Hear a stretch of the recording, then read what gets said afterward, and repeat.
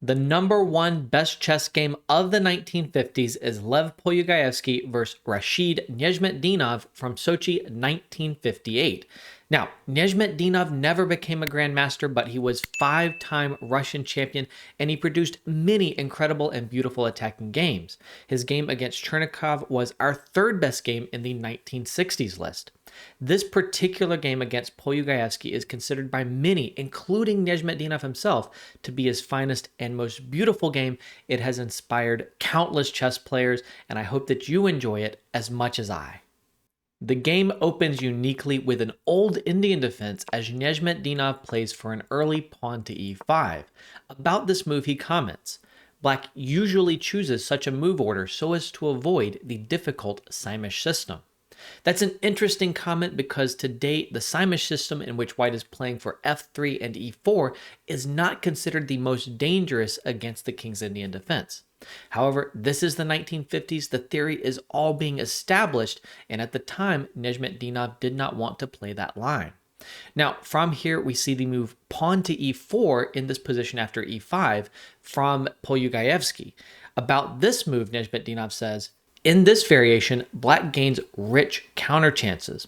In my view, the more flexible knight to f3, not defining the position in the center for the time being, causes significantly more trouble and hinders the creation of counterplay." Of course, this is very classical advice because now Nezhmetdinov can play and does play the capture on d4, forcing the queen to capture back, and he's able to develop the knight, pushing the queen back in this case. He's gaining time and gaining really good control over the dark squares, which is going to be a key part of his strategy going forward.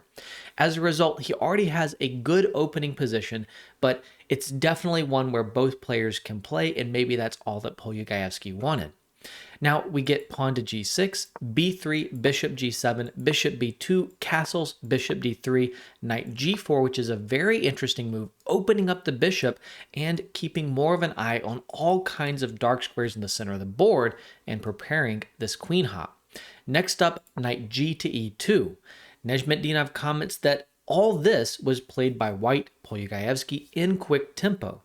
The present game shows that also after this move knight to e2, Black has good chances of developing an initiative.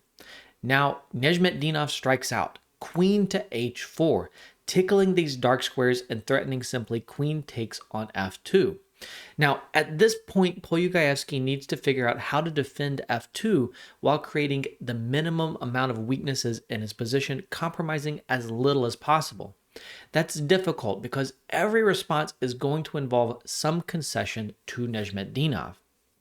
Ultimately, Polugaevsky goes for knight to g3, and this move seems to be a mistake. Better was the move g3. This move will weaken the light squares, but Nezhmetdinov is not trying to attack on the light squares, nor is he really set up to do so. So this move here maintains a much more balanced position, which again is one that allows both players to play for a win. After the move knight g3, the knight is awkwardly placed right here, and Nezhmetdinov is ready to start expanding on the king side. In fact, he can already do that with the move pawn to f5.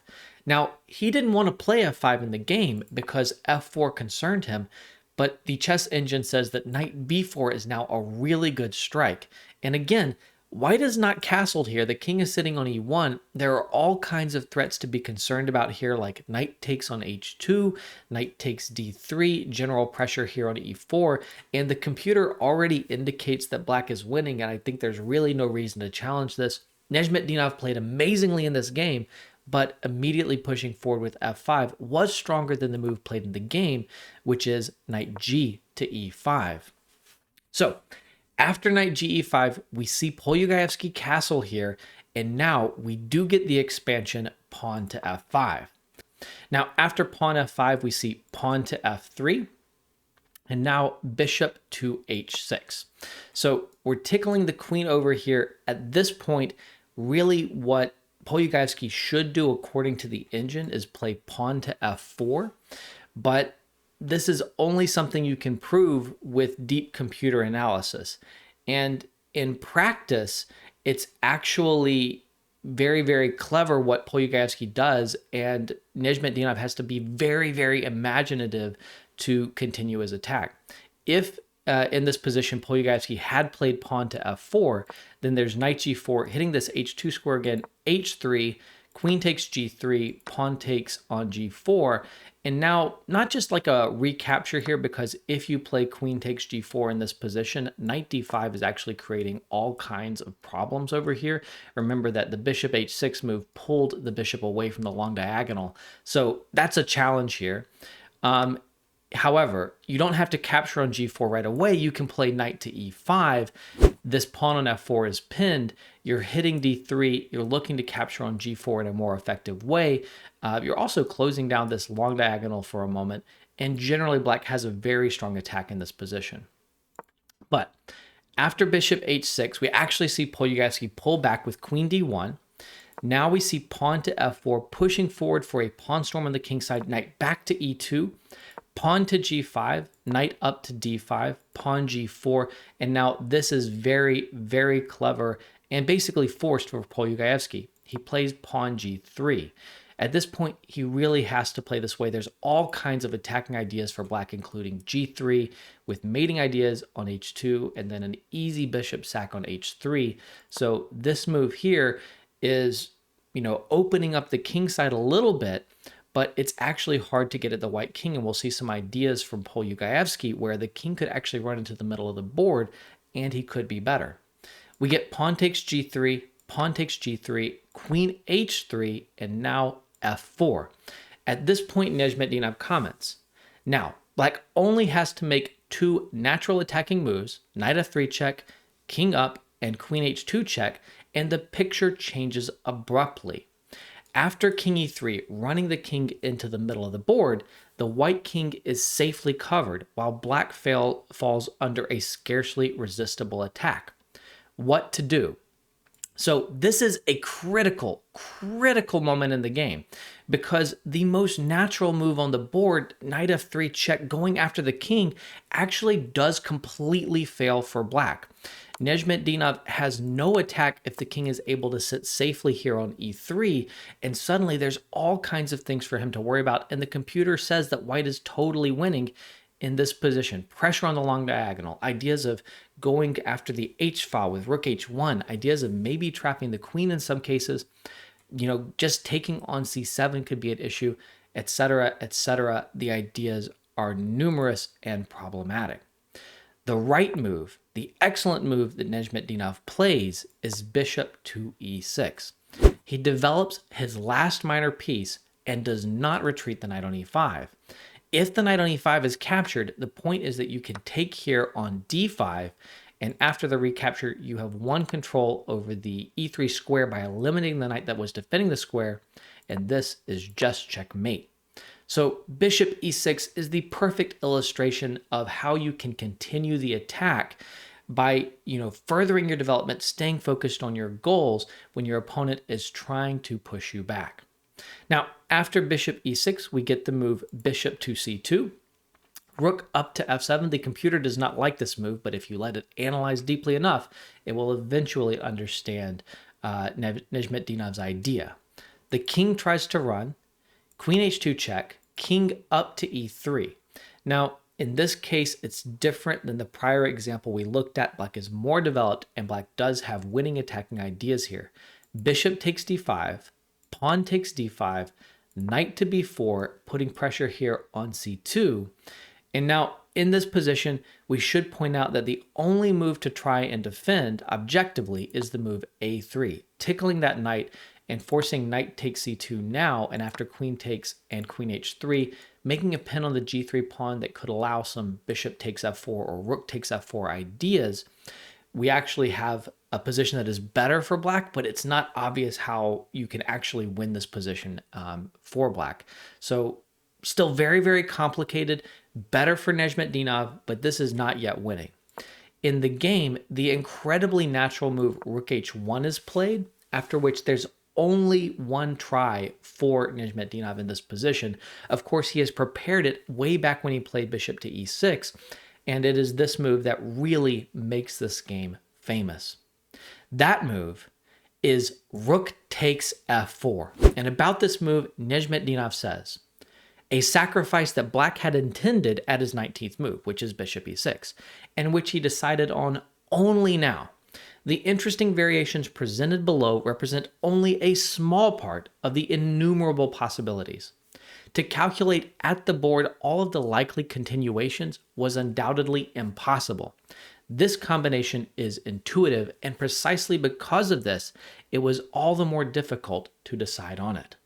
After this utterly amazing sacrifice that offers both the rook and the queen in the same turn, white has 3 possible captures. However, after investigation, it will turn out that only the capture of the queen is a really viable option. If you try knight takes f4, then you have opened up the second rank that allows knight takes c2 check. Your king has nowhere to run, so you must surrender the queen, but then you are simply losing in the resulting position. Alternatively, you can also try taking with the pawn. Then you see some of the same themes because black has bishop takes f4 check. Once again, knight takes opens the second rank and allows knight takes c2 check, but if you try running with king d4, now we have the option queen f2 check, and that leads to mate after king c3, queen c5, a very beautiful checkmate. As a result, after rook takes f4, white basically must try rook takes h2, accepting the queen sacrifice. Now, we see rook f3 check. This is a double check, and the king only has one safe square to run to. That is king to d4. This is now a critical position. The white king is obviously in huge trouble sitting here on d4, where it has no squares to run to. But it's also not clear how to checkmate this white king. You need to be very careful, as sometimes white is able to give up material and escape. Accuracy is required. Ultimately, Nezhmetdinov plays the move bishop to g7, and here he comments. After this, there arises a problem-like position that perhaps deserves a special diagram. Black is a whole queen down, but on the other hand, white's king is for the time being in a mating net. The peculiarity of the position consists in the fact that black's main threats are expressed with quiet moves. In particular, there is now threatened b5, followed by knight e to c6 and checkmate. If required, there is also the threat of c5 check, pawn takes, followed by c5 checkmate. White defends against the first threat, but cannot repulse the second. The game concluded as follows. It is not an exaggeration to say that in this position there are pages of analysis dedicated to all the ways that white can try, ultimately unsuccessfully, to escape black's clutches. I'm not going to unpack all of that analysis here, but I am going to show you my favorite attempt for white, how it is refuted, and then we'll see the game continuation. Now, my favorite attempt here is knight g1, trying to go after the rook on f3 that is preventing white's king from escaping back down the board and getting out of the middle of the board. In this position, black does well to pick up an extra pawn, but then after knight e2, you have to go back, and it looks like we might have a perpetual. With an extra pawn in hand now, though, black can continue the attack. Knight e to d3 check, king to c4, and knight takes b2 check. Now, yes, this is a royal fork, which is always nice, but we've sacrificed so much material already that winning the queen is not going to be enough. After king takes b4, we should play for mate. Bishop to c3 check. If the white king runs up the board, there is simply mate with a6 checkmate. And after bishop c3 check, if the king runs back to a3, you should be clever and play the brilliant b5, going for the beautiful b4 checkmate. After b5, the most resourceful attempt for white is queen to d4, trying to pull the bishop away so that this will no longer be checkmate. That bishop does capture, which now allows white to capture the rook here on f3. At this point, you should put the bishop back on c3, threaten checkmate again here, and now after b4, the only move to create some escape squares, you can go knight c4 check with the point that you are picking up the rook here on a1. In this position, black is able to win the endgame comfortably, partially thanks to picking up the pawn on g3. Now, in the actual game, instead of allowing this, after bishop g7, this quiet move that so beautifully seals in the threats to the white king, we see the move pawn to a4. This stops that idea of b5 when any knight discovery is just checkmate. Currently, a knight discovery is not checkmate because it opens up the c4 square, so this idea combats b5 and then knight discovery and mate. But after pawn to a4, we see the more forcing continuation. c5 check, pawn takes, and now pawn takes threatening c5 and checkmate. To prevent that from being checkmate, we see bishop d3 from Polugaevsky, which allows some retreat along the third rank. Knight takes d3 with a discovered check. King c4, d5 check, pawn takes d5, pawn takes d5. The white king is running up the board, hoping to escape checkmate, but of course, black has plenty of forces to deliver mate in multiple ways. He does find the mate in 3, rook to b8 check, king a5, knight back to c6, and in this position, white resigned without allowing the final checkmate, which would have been king a6, and then knight to b4 or rook b6 or knight c5. Black has many choices. I hope that you've enjoyed this incredibly beautiful game as much as I hope that you are inspired by it like the generations that have come before, and I hope that you check out more of Nezhmetdinov's best chess games in the playlist that is popping up on your screen.